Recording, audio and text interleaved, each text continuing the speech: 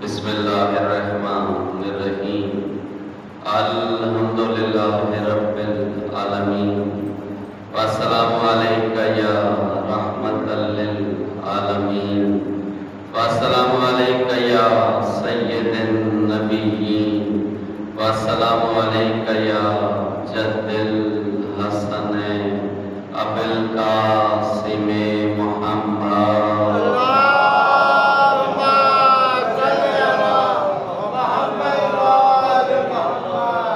والسلام علیکہ یا نبا العظیم والسلام علیکہ یا صراط المستقیم والسلام علیکہ یا حجت البالغہ یا علی ابن ابی طالب صلوات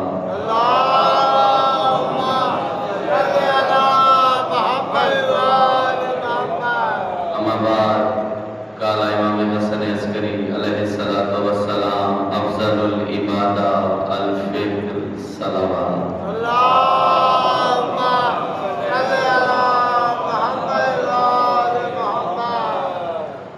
معزز سامعین، واجب القدر احترام بھائیوں، دوستوں، بزرگوں،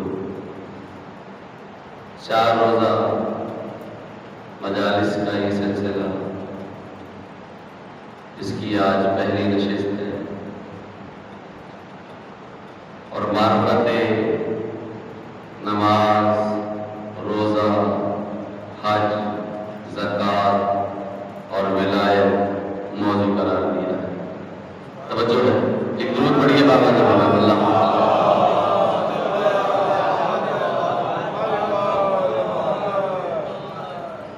پروردگار عالم حکیم ہے اور علیم بھی ہے۔ اللہ تعالیٰ نے جو سب سے انمول شے خلق کی ہے، جس پر وہ خود نازاں ہے، اس شے کو عقل کہتے ہیں۔ اور مولا فرماتے ہیں کہ عقل حجت باطنی ہے، امام حجت ظاہری ہے۔ یعنی اگر عقل کو مجسم دیکھنا ہو تو امام کو دیکھیے۔ توجہ ہے، اور یہ عقل ہی ہے کہ جس کی بنیاد پر بندہ مومن ہے، اور یہ عقل ہی ہے جس کی بنیاد پر انسان معرفت حاصل کرتا ہے۔ لہذا آج معرفت صلاح پر انشاءاللہ کوشش کرتے ہیں کہ بہتر سے بہتر نکات آپ کو ہدیہ کیے جا سکے۔ کتاب کا نام ہے مانی الاخبار، شیخ صدوق جس کے آتھر ہیں۔ مولا سے ایک شخص نے سوال کیا کہ مولا یہ بتائیے افضل ترین عبادت کیا ہے؟ توجہ کیجیے، سائل نے امام سے پوچھا ہے مولا افضل ترین عبادت کیا ہے؟ تو مولا نے فرمایا معرفت کے بعد نماز۔ حضور ہے توجہ، معرفت کے بعد نماز، یعنی پہلی حجت ہے معرفت، پھر مجھے اور آپ کو حق ہے کہ ہم نماز ادا کریں۔ ذرا توجہ کیجیے، یعنی آپ دیکھیے اللہ نے عقل خلق ہی اس لیے کی ہے کہ انسان معرفت حاصل کرے، اور اللہ نے جتنے فریضے فرض کیے ہیں تو مجھ پر اور آپ پر اب یہ حجت ہو گیا کہ ہر فریضے میں جو اللہ نے پوشیدہ کی ہیں معرفت کی خوبصورت اور نایاب قسم کی لطافتیں، ان کو حاصل کر کے اگر روزہ رکھیں تو پھر روزے سے مبدت ہو جائے، اگر نماز ادا کریں تو نماز سے مبدت ہو جائے، اگر زکوٰۃ ادا کریں تو زکوٰۃ سے مبدت ہو جائے۔ یہ مومن کا معیار ہونا چاہیے۔ تو سائل نے پوچھا ہے مولا یہ بتائیے افضل ترین عبادت کیا ہے؟ مولا نے کہا معرفت کے بعد نماز۔ ایک شخص بیت اللہ میں نماز پڑھ رہا تھا، مولا امیر المومنین کا وہاں سے گزر ہوا، مولا رک گئے۔ جب وہ شخص اپنی نماز تمام کر چکا تو مولا نے اس کی نماز کی تعریف کی۔ اب آپ سوچئے جس کی نماز کی تعریف علی کر دے، ذرا غور کیجیے خدا کی قسم۔ مولا نے ایک درود پڑھیے گا بابا نے مولا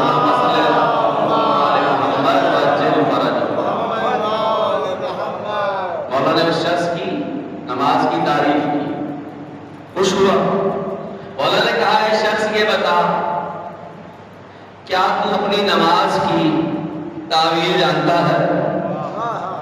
کا مطلب جانتا ہے۔ وہ شخص پلٹ کے کہنے لگا مولا کیا نماز اللہ کے حکم کے سوا بھی کسی دوسری شے کا نام ہے؟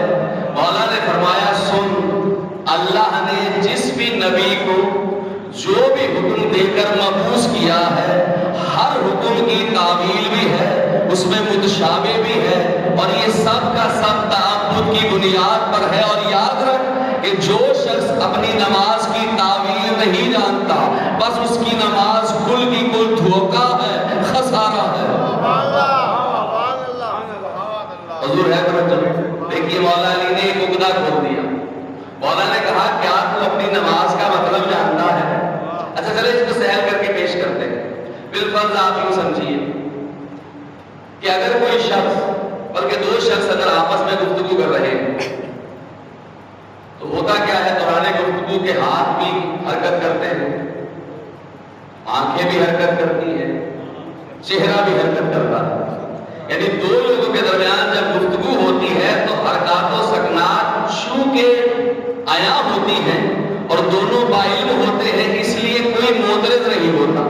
اب اگر کوئی شخص اکیلا کھڑا ہو جائے اور کبھی ہاتھ اٹھائے، حضور توجہ کیجیے گا، کبھی اپنا ہاتھ اٹھائے، کبھی جھک جائے، کبھی بیٹھ جائے، ادھر دیکھے ادھر دیکھے، تو میں اور آپ کیا گمان کریں گے کہ یہ تو کوئی مجنون ہے۔ توجہ کیجیے گا، یعنی اگر نمازی کو اپنی حرکات و سکنات کی معرفت نہیں تو نماز نماز نہیں ہے، جنون ہے۔ حضور ہے توجہ۔ آپ بتائیے، اللہ چونکہ علیم اور حکیم ہے، اس نے جو جزویات نماز قرار دی ہے، پہلا مقام ہے قیام، دوسرا مقام ہے رکوع، تیسرا مقام ہے سجود۔ ذرا توجہ کیجیے، کوئی وجہ تو ہوگی نا کہ ابتدا قیام سے کی، انتہا سجود پر کی۔ حضور توجہ کیجیے، یعنی ان حرکات و سکنات کے پیچھے اللہ نے کچھ محفوظ کیا ہے، اور ہر نمازی کو دعوت دی ہے کہ وہ جو میں نے محفوظ کیا ہے تم محمد اور آل محمد کے ذریعے اسے سمجھو۔ اللہ اکبر۔ چلیے اب قرآن کی طرف چلتے ہیں۔ پہلا مقام ہے کلام الہی میں، اللہ کہہ رہا ہے، اچھا بار بار اللہ نے اس جملے کو کلام الہی میں بیان کیا، وہ کہہ رہا ہے بسم اللہ الرحمن الرحیم، اقیموا الصلاۃ، نماز قائم کیجیے، یعنی امر کر رہا ہے، مجھے آپ کو صریحاً حکم دے رہا ہے کہ نماز قائم کیجیے، یعنی یہ طے ہے کہ نماز قائم کی جاتی ہے، پہلا مقام۔ پھر وہی اللہ کلام الہی میں کہہ رہا ہے وَاسْتَعِینُوا بِالصَّبْرِ وَالصَّلَاةِ، اور صبر سے استعانت طلب کرو اور صلاۃ سے، یعنی ایک مقام میں صلاۃ قائم کرنی ہے، دوسرا مقام آپ نے نماز سے مدد طلب کرنی ہے، تیسرا مقام کیا ہے؟ اللہ کہہ رہا ہے حافظوا علی صلوات والصلاۃ الوسطیٰ، اللہ کہہ رہا ہے کہ اپنی نمازوں کی حفاظت کرو، بالخصوص نماز وسطیٰ کی۔ حضور مقامات تو بہت زیادہ ہیں، اور چونکہ ایام کم ہیں تو کوشش کرتے ہیں جو آیات پیش کی جا سکے۔ 3 آیات میں نے آپ کو ہدیہ کی۔ پہلا مقام اللہ نے حکم دیا ہے نماز قائم کیجیے، دوسرا مقام اللہ نے کہا ہے کہ نماز سے مدد طلب کیجیے، یعنی یہ طے ہے کہ جو قیام کی جا رہی ہے وہ کوئی اور مقام ہے، جس سے طلب کرنا ہے مدد تو وہ کوئی اور مقام ہے۔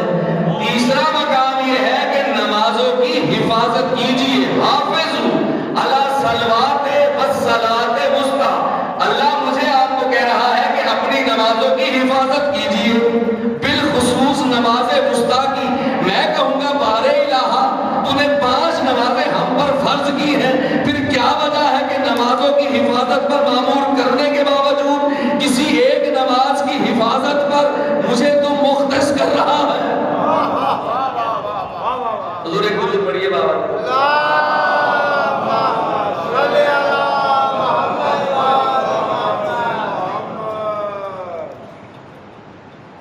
توجہ ہے حضور؟ اچھا آپ بتائیے، انسان کسی شے کی حفاظت کب کرتا ہے؟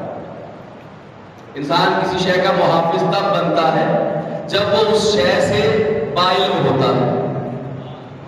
اور جتنی قیمتی شے ہوتی ہے اتنی ہی حفاظت کرتا ہے۔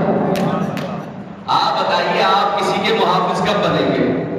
پہلی شرط یہ ہے کہ آپ اس سے محبت کرتے ہوں گے، بلکہ نہیں، پہلی شرط یہ ہے آپ اسے جانتے ہوں گے، دوسری شرط ہے اس سے محبت کرتے ہوں گے، تیسری شرط یہ ہے کہ اس کے لیے آپ اپنی جان کی پرواہ نہیں کریں گے۔ اب اللہ کہہ رہا ہے کہ اپنی نمازوں کی حفاظت کیجیے۔ آپ بتائیے جب تک معرفت نماز نہ ہو ہم اس کی حفاظت کیسے کریں گے؟ بتائیے کیسے کریں گے؟ اور بالخصوص نماز وسطیٰ کی کرنی ہے، یعنی ان کل نمازوں میں جنہیں بھی اللہ نمازیں کہہ رہا ہے ان میں کوئی ایک ایسی نماز ہے جو ان تمام نمازوں کی حقیقت ہے، اگر اس کی حفاظت کر لی تو ظاہری عبادات بچ جائیں گی۔ اللہ توجہ کی۔ چلیے ایک پہلو اور، شریعت محمدی نے جو قوانین مجھے اور آپ کو وضع کیے اس میں اللہ یہ کہتا ہے اے میرے محمد ان سے کہیے کہ اگر کوئی شخص نماز پڑھ رہا ہو، اگر کوئی شخص نماز پڑھ رہا ہو اور قریب میں اس کا مال و اسباب ہو، کوئی شخص آئے اور اس کا مال چوری کر کے لے جائے، تو محمد انہیں بتا دیجئے اپنی نماز کو قطع کیجئے، اپنے مال کی حفاظت کیجئے۔ سوچیے اللہ کیا کہہ رہا ہے بزبان محمد، یعنی اپنے مال کو اللہ نے، جو بندے کا مال ہے اس کو اللہ نے مامور کیا ہے اس شے پر کہ اپنے مال کی حفاظت کرو، نماز قطع کرو۔ دوسرا مقام اللہ کہہ رہا ہے کہ اگر تمہارے بوڑھے والدین تمہیں آواز دیں تو نماز کو قطع کرو، اپنے والدین کی اطاعت کرو، یعنی والدین کی اطاعت کو اللہ نے اجاگر کیا۔ اللہ نے کہا دیکھو کتنے اہم ہیں تمہارے والدین کہ میں اپنے فریضے کو مؤخر کر رہا ہوں تاکہ تم سمجھ سکو تمہارے والدین کیا ہیں۔ تو ذرا توجہ کیجیے، دوسرا مقام والدین کی اطاعت، حضور ہے توجہ، پہلا مقام مال، دوسرا مقام والدین کی اطاعت، تیسرا مقام رسالت پاک نے فرمایا اگر کوئی شخص ڈوب رہا ہو اور تم حالت نماز میں ہو تو نماز قطع کرو، اس کو جا کر بچاؤ، یعنی دوسرے کی جان بچانے کو اللہ نے افضل قرار دیا، کہا میرے فریضے کو مؤخر۔ اللہ توجہ کیجیے گا، پھر وہی اللہ کسی محمد کی زبان سے کہلوا رہا ہے کیا کہ دیکھو اگر تمہارا سانس حلق میں ہو، تم بستر مرگ پر ہو، اگر بیٹھ کے نہیں پڑھ سکتے تو لیٹ کے پڑھو، لیٹ کے نہیں پڑھ سکتے تو اشاروں سے پڑھو، کہیں مال کے لیے چھوٹ دیتا ہے، کہیں جہاں انسان اپنی جان پر مشکل میں ہوتا ہے اللہ چھوٹ نہیں دیتا۔ حضور ذرا توجہ کیجیے، بھائی کوئی وجہ تو ہوگی نا کہ کسی مقام پر معمور کر رہا ہے۔ آپ بتائیے مشکل ترین وقت ہے وقت جان کری، اللہ اس مقام پر کہہ رہا ہے کہ تم نماز چھوڑ نہیں سکتے، حالت بیماری دیکھ لیجیے، یعنی وہ کہہ رہا ہے اشارے سے پڑھیے، آخری مقام ہے نا اشارے سے پڑھیے، بیٹھ کے پڑھ لیجیے، لیٹ کے پڑھ لیجیے، لیکن اجازت نہیں ہے کہ نماز چھوڑیے، بالکل اجازت نہیں دے رہا، اور جہاں اجازت دے رہا ہے وہاں بالکل عمومی اجازت دے رہا ہے، یعنی کوئی دوسرا مر رہا ہے کہہ رہا ہے نماز چھوڑ دو۔ آپ سوچئے اپنی جان پر کھیلنا زیادہ آسان ہے یا مشکل ہے؟ مشکل ترین امر ہے۔ تو عقلاً مجھے آپ کو یہ سوچنا پڑے گا کہ جس وقت انسان پر وقت جان کنی ہو اس وقت انسان جس شے کو یاد کرے، جس شے کی طرف راجع ہو، جس کی طرف راجع ہو، حقیقت میں اسے صلاۃ کہتے ہیں۔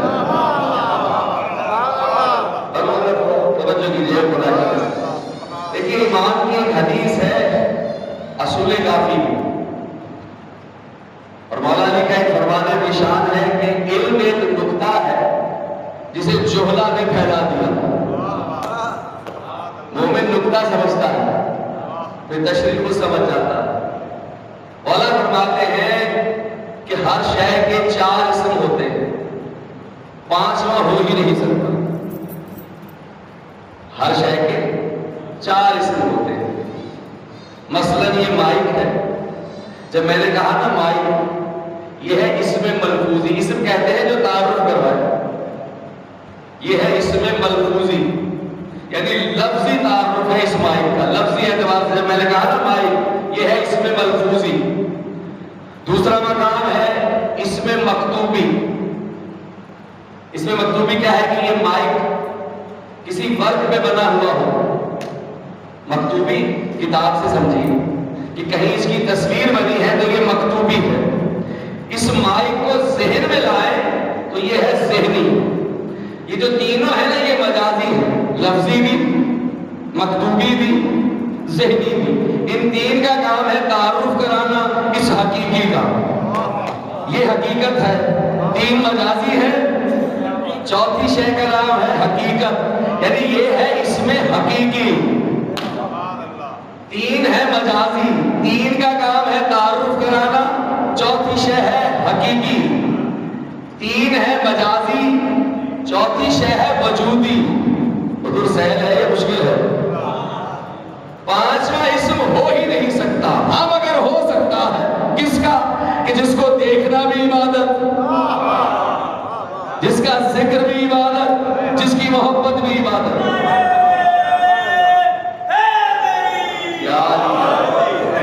حضور ہے تو مولا کہہ رہے ہیں کہ ہر شے کے چار اسما ہیں، تین ہے مجازی، جو چوتھا ہے وہ ہے حقیقی۔ مثلا مجھے پیاس لگی ہے، میں کہوں پانی، پیاس نہیں بجھے گی۔ میں کسی مقام پر پانی بنا ہوا دیکھوں، کسی پکچر میں گلاس میں پانی ہے، پیاس نہیں بجھے گی۔ میں ذہن میں پانی لے آؤں، پیاس نہیں بجھے گی۔ پیاس بجھے گی اس حقیقی پانی سے، توجہ کیجئے گا، اس حقیقی پانی سے۔ اب سوچئے لفظ ہے صلاۃ، جسے فارسی میں نماز کہتے ہیں۔ میں نے لفظ نماز کہا ملفوظی، اس کے مکتوبی کو کہتے ہیں قیام، رکوع اور سجود۔ جب آپ اسے ذہن میں لائیں تو ذہنی، کوئی تو ہے نا جو وجودی ہے، جو وجودی ہے بس وہی حقیقت صلاۃ ہے۔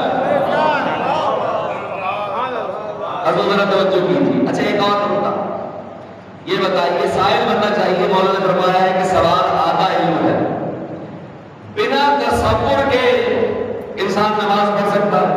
حضور بتائیے، ممکن ہی نہیں انسان تصور کے بنا نماز پڑھ لے۔ اور یہ طے ہے کہ نماز ہے معبود کے لیے، معبود کے لیے، اور وہ کون ہے؟ جو وہ ہام میں آ نہیں سکتا، اور فطرت میں اس نے تصور سمجھ لیجئے کہ وطیت کر دیا ہے۔ یعنی یہ طے ہے کہ ہر آدمی دوران صلاۃ یا دوران نماز تصور ضرور کرتا ہے۔ اب تصور کے دو مقامات ہیں، ایک مقام ہے من جانب اللہ، ایک ہے خود ساختہ بت پرستی۔ اب خود فیصلہ کر لیجئے، تصور وہ لانا ہے جو اللہ نے دیا ہے۔ یہ بتائیے کیسے نکتہ قائم ہوگا؟ بھائی اللہ جسم نہیں رکھتا، وہ ہام میں آ نہیں سکتا۔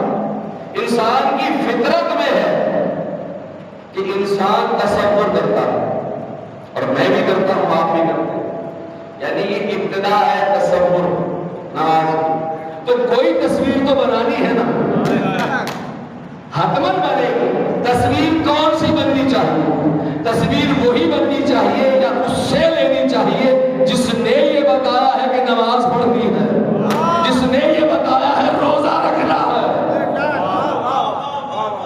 یہ بتائیے بنا تصور کے نماز ہو نہیں سکتی۔ کمال دیکھیے اللہ کا، ہر نماز کی نیت ایک، 2 رکعت نماز فجر ادا کرتا ہوں واجب قربتاً اللہ۔ اب آپ بتائیے، جسم رکھتا نہیں، بات کر رہا ہے قربت کی۔ قربت کے لیے مقام کا ہونا ضروری ہے، مقام ہوگا تو انسان یا قریب ہوگا یا دور ہوگا۔ اب اللہ جسم رکھتا نہیں، وہ ہام میں آ نہیں سکتا، نماز میں تصور بھی لانا ہے، کسی کے قریب ہونا ہے۔ کوئی تو ہوگا نا جس سے قربت، اللہ سے قربت، جس سے دوری اللہ سے دوری، تو ڈھونڈیے مخلوق میں مقام اللہ کون ہے؟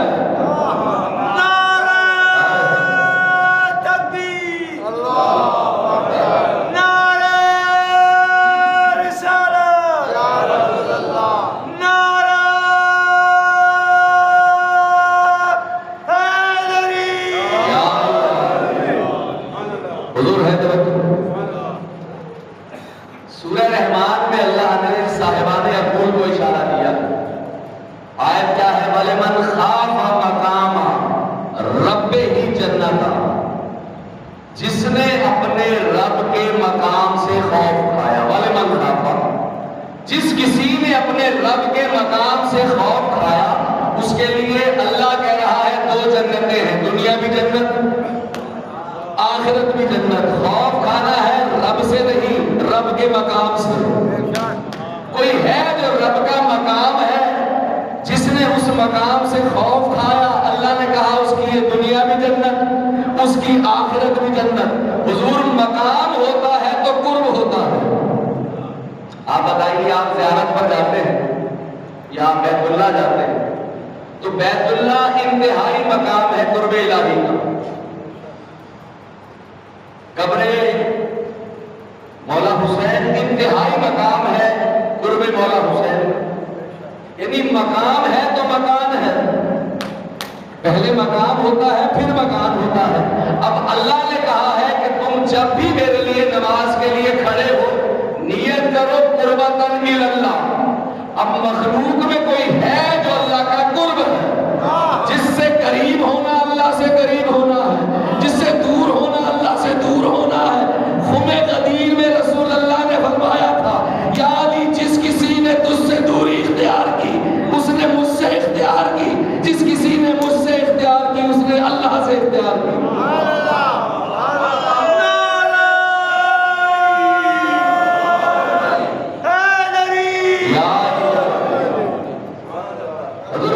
تصور بنا نماز ہوتی ہے نہیں ہوتی۔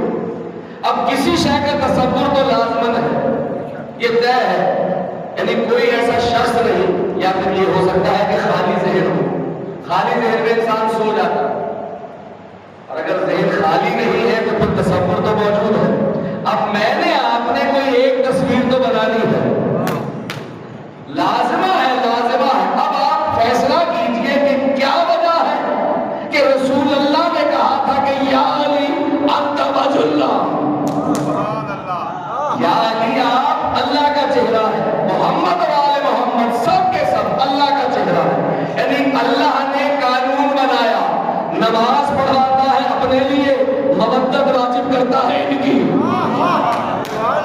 نماز کی قبولیت کی شرط کو اہل بیت کی ولایت اور مودت کہتے ہیں۔ سوچئے وہ کتنے منفرد عباد ہیں کہ عباد وہ عبادت کر ہی نہیں سکتے جب تک کہ درمیان میں ان کی مودت نہ ہو۔ وہ دیکھئے ہے تو مقام غور و فکر، وہ اگر چاہتا تو بنا کسی واسطے کے اپنا تعارف کروا سکتا، اس لیے کہ ہمارا آپ کا جو خالق ہے، محمد و آل محمد کا جو خالق ہے، کل کی کل کائنات کا جو خالق ہے، وہ محتاج نہیں ہے، نہ وہ عاجز ہے۔ قادر ہونے کے باوجود، با اختیار ہونے کے باوجود اس نے چاہا یہ ہے کہ تم مجھ تک آؤ لیکن ذریعہ محمد اور آل محمد ہو۔ سوچئے کیا قریب عباد ہے یہ اللہ کے، کتنے قریب عباد ہے یہ اللہ کے، اللہ نے ان کو ذریعہ بنا دیا۔ اب آپ بتائیے تصور کیا ہوگا؟ تصور ہمیشہ وسیلے کا ہوگا۔ اللہ نے یہی کہا نا وَابْتَغُوا إِلَيْهِ الْوَسِيلَةَ، کہ مجھے اللہ تک آنے کے لیے الوسیلہ تلاش کیجئے۔ بالکل متوجہ نہیں ملے جا رہا، الوسیلہ تلاش کیجئے۔ کلام الہی میں اللہ نے کہا، اب میں آپ کیا کریں گے؟ الوسیلہ ڈھونڈیں گے، اللہ نہیں ڈھونڈیں گے، کیونکہ اللہ نے کہہ دیا ہے تم الوسیلہ ڈھونڈو، اللہ نہ ڈھونڈو۔ اور یاد رکھو ڈھونڈنا تمہارا کام ہے، بنانا مجھے اللہ کا کام ہے۔ حضور ہے تو اب مخلوق میں جو اللہ کا وسیلہ ہے وہی پھر تصور ہے، جو تصور ہے وہی انسان کو نمازی بناتا ہے۔ اللہ کرے آپ مقام سمجھ سکے خدا کی قسم۔ اچھا آپ ذرا غور کیجیے، یہ مقام غور و فکر ہی ہے۔ دیکھیے اللہ نے جب کہا نا کہ آدم کو سجدہ کیجیے، یہ حکم پروردگار تھا، سجدہ ظاہراً آدم کو ہو رہا تھا لیکن عبادت خدا کی تھی۔ یہی نکتہ ہے توحید میں سمجھنے کا، یعنی اگر میرا آپ کا خالق مجھے آپ کو معمور کر دے کہ اس شے کی طرف رخ کر لو تو اس شے کی طرف رخ کرنا اللہ کی عبادت ہے۔ اللہ کرے آپ سمجھ سکے۔ دیکھیں یہ جو خانہ کعبہ ہے نا، یہ خدا نہیں ہے، خدا کا گھر ہے، لیکن اس کی نماز میں شامل ہے۔ بتائیے ہے یا نہیں؟ بنا خانہ کعبہ میں آپ نماز پڑھ نہیں سکتے۔ اب بتائیے نہ یہ خدا ہے نہ اس سے جدا ہے، توجہ ہی نہیں کرتے۔ میں آپ خانہ کعبہ کی طرف رخ کر کے عبادت کرتے ہیں خدا کی، اللہ مکان دکھاتا ہے، مکین سمجھاتا ہے۔ اللہ کرے آپ سمجھ سکتے ہیں۔ حضور اس کے علاوہ پھر بت پرستی ہے، اس لیے کہ محمد اور آل محمد نے مسلمہ قانون دیا ہے، میں آپ محدود ہیں۔ اچھا آپ بتائیے خضوع اور خشوع کیا واجبات نماز میں سے نہیں؟ حتماً ہے۔ مطلب میں اپنی نماز میں، اپنے کاروبار میں، ہر ایک کوئی نوکری والا ہے، نوکری میں جس کا جو مشغلہ اس کی نماز میں اسی طرح کے معاملہ خضوع اور خشوع ہو ہی نہیں سکتا، مطلق نہیں ہو سکتا۔ اس کا تقاضا کیا ہے؟ واجبات میں خضوع اور خشوع۔ تو اس کا مطلب یہ ہے کہ کوئی شے ایسی ہے کہ وہ ہم محدود مخلوق کے لیے اسباب بناتا ہے کہ دیکھو اگر تمہارے پاس حقیقت نماز ہے نا تو اس خضوع اور خشوع کو میں پورا کر دوں گا، شرط یہ ہے کہ حقیقت نماز کی معرفت حاصل کر کے آؤ۔ ابھی دلیل پیش کر رہا ہوں۔ ایک شخص نماز پڑھ رہا تھا، مناقب ابن شہراشون میں روایت، تو رسول خدا نے اس شخص کو دوران نماز بلایا۔ سوچئے محمد وارث شریعت ہے۔ اب دیکھیے گا نماز کیا ہے، یعنی اللہ نے کیا کہا؟ آدم کو سجدہ کرو، تو اب آدم کو سجدہ کرنا اللہ کی عبادت ہو گئی۔ محمد کوئی بندہ نماز پڑھ رہا ہے، اس سے کہہ رہے ہیں میری بات سنو۔ جب رسالت کار نے اسے بلایا، اس نے نماز تمام نہ کی، یعنی نماز قطع نہ کی۔ جب نماز پڑھ کے رسول اللہ کے پاس آیا، کہا یا رسول اللہ آپ نے دوران نماز مجھے بلایا تھا۔ رسول اللہ نے اس سے منہ پھیر لیا اور منہ پھیر کے کہا یہ بتا تجھے کس نے بتایا کہ نماز کیا ہے؟ توجہ ہی نہیں کرتے، تجھے کس نے بتایا نماز کیا ہے؟ کہنے لگا یا رسول اللہ میں یہ سمجھا نماز ہے اللہ کے لیے، اللہ افضل ہے آپ مفضول ہیں۔ توجہ ہی نہیں کیا آپ نے۔ یعنی جب مالک شریعت بلائے تو بلانا نماز، جب خاموش رہے تو پھر خاموش رہنا نماز۔ حقیقت صلاۃ کی معرفت حاصل کیجیے۔ دیکھیے جب حسین ابن علی ظہر کی نماز ادا کر رہے تھے، مقتل میں ہے حسین ابن علی، تو بتائیے کتنے افراد ہیں؟ مقاتل لکھتے ہیں کم از کم 33، زیادہ سے زیادہ 37 افراد ایسے تھے کہ جو حسین کے آگے کھڑے تھے، حسین کے آگے کھڑے تھے، دیگر جو تھے وہ حسین کے پیچھے تھے۔ حسین نماز پڑھا رہے تھے، ہوا کیا کہ اشقیاء نے تیر اندازی کی، تیر پھینکے، نیزے پھینکے، متعدد ان میں شہید ہو گئے۔ اب بتائیے انہوں نے نماز پڑھی یا نہ پڑھی؟ ہائے ہائے خدا کی تصدیق کیجیے، بتائیے ایسی نماز کون پڑھ سکتا ہے؟ اب آپ کو سمجھ میں آیا کیا کہا اللہ نے؟ حافظو علی صلوات۔ ہائے ہائے دیکھیے ہے تو مقام غور و فکر، یعنی معرفت صلاۃ ہونی چاہیے۔ آئیے حالت قیام میں چلتے ہیں۔ قیام، اچھا ہر شیعہ جانتا ہے قیام کیا ہے، جو قائم کو جانتا ہے نا قیام کو ضرور جانتا ہے۔ اللہ کرے آپ سمجھ سکیں۔ حضور اللہ نے ہر روز 17 مرتبہ حالت قیام میں مجھے آپ کو کھڑا کر کے یہ سمجھا دیا کہ یاد رکھو کہ کوئی تم پر حجت ہے، کوئی تم پر حجت ہے، اس کے انتظار میں کھڑے رہنا۔ جو اس پر قائم رہے گا نا تو پھر قائم آ کے اسے اپنے سپاہیوں میں شامل کرے گا۔ حالت قیام معرفت حجت دورہ ہے۔ حالت رکوع کیا ہے؟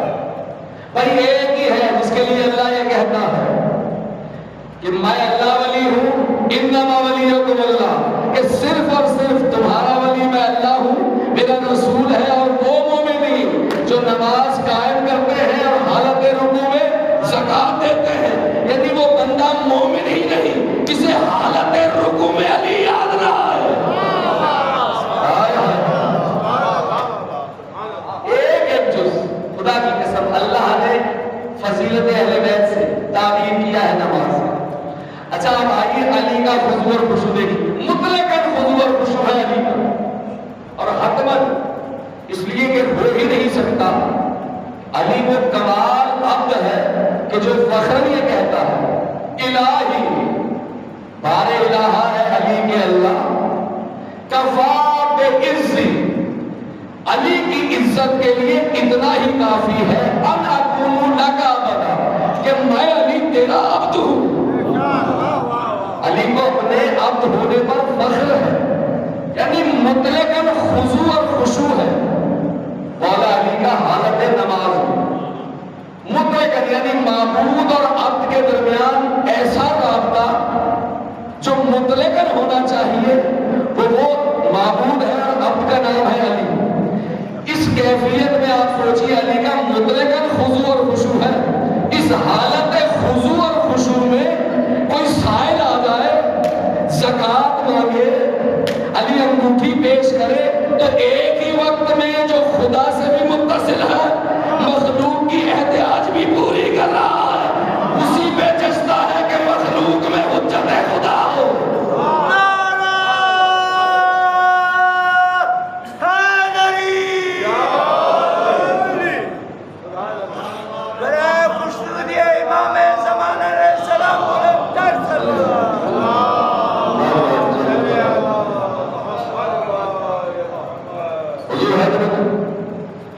آپ سوچئے ذرا، تدبر اور تفکر کیجئے کہ علی ایک ہی مقام پر دو افعال انجام دے رہے ہیں، انسان کر ہی نہیں سکتا۔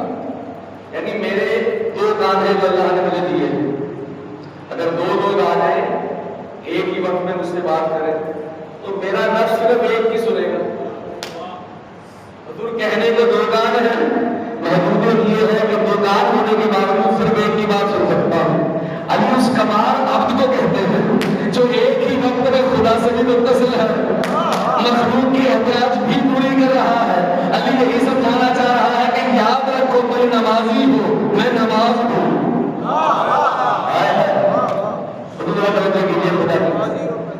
تیسرا مقام حضور کیا ہے؟ حالت سجدہ، نماز کا آخری مقام سجود ہے۔ اب آپ بتائیے جب بندہ بات سجدے کی کرتا ہے، یعنی وہ شے کہ جو ڈسکرائب ہونے کے بعد سب سے پہلے ذہن میں آئے، وہ اس شے کا حقیقی معنی ہوتا ہے۔ مثلا آپ لفظ پیاس بولیے تو آپ کو حسین ابن علی یاد آتے ہیں، لفظ مشکیزہ بولیے عباس اللہ یاد آتا ہے، اور جو ہے بات لفظ امن کی کیجیے تو آپ کو مولا حسن یاد آتے ہیں۔ جب بات سجدے کی ہو تو آپ کو صرف ایک ہی ایسا ساجد نظر آتا ہے، اللہ اکبر، کہ جس نے بقائے ولایت کے لیے سوچئے 1900 زخم تھے تلے حسین پر، یعنی ان گنت تیر تھے وجود حسین پر۔ اب آپ سوچئے کہ جب میرا آپ کا آقا زین سے زمین میں آیا، اس حالت میں جو مولا حسین کا سجدہ ہے، خدا کی قسم تصور ہے سجدہ، یعنی حسین کو یاد کرنے کا نام سجدہ۔ وہ بندہ ساجد ہی نہیں، نہ وہ نمازی ہے کہ جس کو حالت سجدہ میں اس اللہ کا وہ بندہ یاد نہ آئے جس نے بقائے ولایت کے لیے اپنا سب کچھ دے دیا۔ اللہ اکبر۔ دیکھیے ایک شخص تھا، اس کا نام تھا مسیب۔ یہ کہتا ہے جب مولا سید سجاد کا جنازہ چلا، سعید بن مسیب یہ ساتھ ساتھ چل رہا تھا، یہ کہنے لگا کہ جیسے ہی مسجد نبوی آئی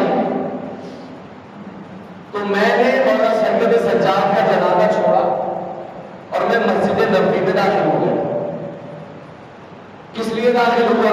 کہا میں نے رسول اللہ سے یہ حدیث سنی تھی کہ جو شخص اس مسجد میں 2 رکعت نماز ادا کرے اس سے افضل کوئی عبادت نہیں۔ دیکھیے 2 رکعت نماز رسول اللہ کی حدیث سوائے ان کا کہ مسجد نبوی میں جو بندہ ادا کرے اس سے افضل کوئی عبادت ہی نہیں ہے. یہ کہتا ہے میں نے مولا کا جنازہ چھوڑا, میں مسجد نبوی میں داخل ہو گیا, وہاں جا کے میں چاہتا تھا کہ 2 رکعت نماز ادا کروں. کہا زمین سے تکبیر بلند ہوتی تھی, آسمان سے اس کا جواب آتا تھا. یہ کہنے لگا میں نے بہت کوشش کی, 2 رکعت نہ پڑھ سکا. کہا پھر جب میں نے سوچا تو میں سمجھ گیا کہ کاش میں نے مولا سید سجاد کا جنازہ پڑھا ہوتا. خدا کی قسم وہ کریم گھرانہ ہے. آپ دیکھیے اللہ اپنے حبیب سے کیا کہہ رہا تھا, حبیب اللہ مسائل سے متصل. اللہ کہہ رہا ہے میرے حبیب انا اعطیناک الکوثر فصل لربک وانحر. اللہ کو محمد کو یہ بتانے کی ضرورت نہیں ہے کہ اے محمد بس آپ صلاۃ ادا کیجئے اور نحر کیجئے. اللہ تو کہتا ہے محمد سے قم اللیل الا قلیلا, اے میرے حبیب تو کم صلاۃ پڑھا کر, تو کم نمازیں پڑھا کر, تو کم قیام کیا کر, اس لیے کہ تو مالک شفاعت ہے. توجہ ہے. اب آپ سوچیے اللہ محمد کو مامور کر رہا ہے کہ میں نے تجھے کوثر عطا کی ہے, فصل لربک وانحر, بس اے میرے محمد یہ جو میں نے تجھے عطا کیا ہے نا اس کے عوض تو وہ خاص صلاۃ ادا کر کہ جو تو جانتا ہے یا میں جانتا ہوں. اب جب سیدہ عطا ہو گئی پھر سیدہ کے ذریعے اللہ نے حقیقت صلاۃ عطا کی. محمد جیسا نمازی جو سراپا نماز ہے مسجد نبوی میں ہے, حالت سجدہ میں ہے. حسین قیام کے وقت نہیں آئے نانا کے پاس, نہ رکوع میں آئے ہیں حالت سجدہ میں, آ کے پشت پہ بیٹھ گئے. وہ محمد جو یہ کہے کہ 3 مرتبہ سے زیادہ سبحان ربی الاعلیٰ نہیں پڑھنا, 70 مرتبہ پڑھا. بتا دیا کہ یاد رکھو کہ جس کے سجدوں میں یاد حسین نہیں ہے اس کی نماز نہیں ہے. محمد سے زیادہ کون تبلیغ صلاۃ کر سکتا کہ حسین حقیقت صلاۃ ہے. نماز اثر ہے, حسین مؤثر ہے. خدا کی قسم حسین مالک شفاعت ہے. اور اب فرماتے ہیں ہمارے شیعہ کون ہیں جو ہمارے فضائل سن کے روتے ہیں, مسائل سوچ کے روتے ہیں. اللہ اکبر, اللہ اکبر. زدار جب قافلہ شہر دمشق کے قریب پہنچا تو بسر سعد نے ایک قاصد روانہ کی, کہا جا کے یزید کو باخبر کر دو کہ باغیوں کا قافلہ آ گیا, اب جو یزید حکم دے گا ہم تعمیل کریں گے. خدا کی قسم روایت پڑھ کر جگر کر کر یزید نے جو پہلا حکم دیا نا وہ یہ تھا کہ ہر ملک کا جو گائک ہے نا اسے بلایا جائے. لاتعداد ڈھول بجانے والوں کو جمع کیا گیا, بھڑکیلے کپڑے پہننے کا حکم دیا گیا, بازار سج گئے.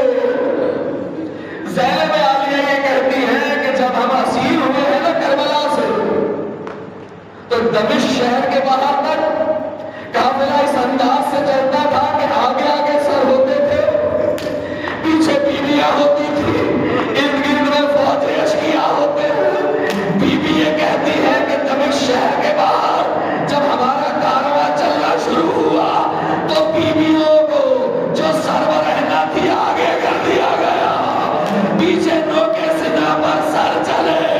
بیوی یہ کہتی ہے جیسے ہی ہمارا کارواں بازار شام میں داخل ہوا ایک شور بلند تھا کہ جس کسی نے علی سے بدلہ لینا ہے وہ آ جائے. بی بی سکینہ یہ کہتی ہے کہ چھتوں سے عورتوں نے آگ کے انگارے پھینکے, گرم پانی پھینکا گیا.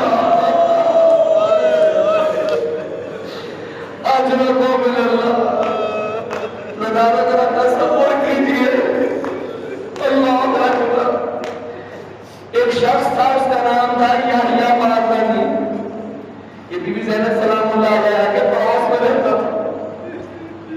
یہ کہتا ہے کہ جب کبھی علی کی بیٹی محمد کی بیٹی کو اپنے نانا کی زیارت کے لیے جانا ہوتا تھا، مغرب سے پہلے مدینے میں یہ اعلان ہو جاتا تھا آج کوئی بھی اپنے گھر سے باہر نہ نکلے، علی کی بیٹی نانا کے روضے میں جا رہی ہے.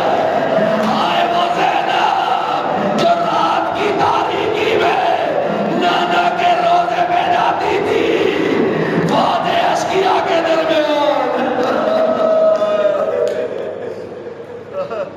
بس ادار آگیا باب ساتھ. تو روایت اور جب باب ساتھ آئے علی کی بیٹی نے 15 آزادیں سنی.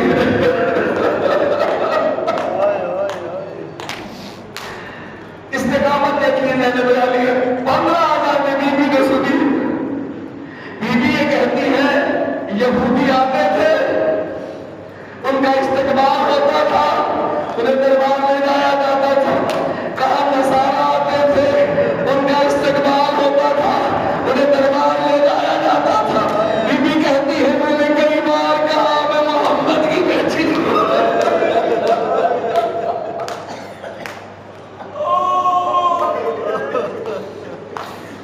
جس کے تم کلمہ گو ہو میں اس کی بیٹی ہوں. جب ہمارے ساتھ آیا زینب عالیہ اپنی کمر پر ہاتھ رکھا زمین پر بیٹھ گئے. سید سجاد قریب آئے، آ کر کہا پھپھی اماں جب سے کربلا سے اسیر ہو کر چلی، پھپھی اماں کسی ایک مقام پر بھی نہ بیٹھی. پھپھی اماں پھر کیا ہوا؟ کہا بیٹا سید سجاد ماہ 21 رمضان کو مجھے بابا نے کہا تھا زینب کربلا سے لے کے باب سات تک کا سفر تیرا ہے، پھر تیرا بابا نجف سے آ جائے گا. سجاد بیٹا مجھے چادر لا دے، میرا بابا نجف سے قافلہ دربار یزید میں داخل ہوئے. ہزاروں 900 کرسی نشین. جب سید سجاد پلٹ کر مدینہ آئے، کسی نے پوچھا مولا سب سے بڑا غم کیا ہے؟ سب سے بڑی مصیبت، سب سے بڑا صدمہ. پہلا جملہ آیا پوچھنے والے اشام اشام اشام. کہا صبر سجاد کا نہ پوچھ، جب شرابیوں کے مجمع میں اس یزید لعین شرابی نے یہ کہا نا تم میں علی کی بیٹی زینب کون ہے، نہ پوچھ سید سجاد میں کیا گزری. اللہ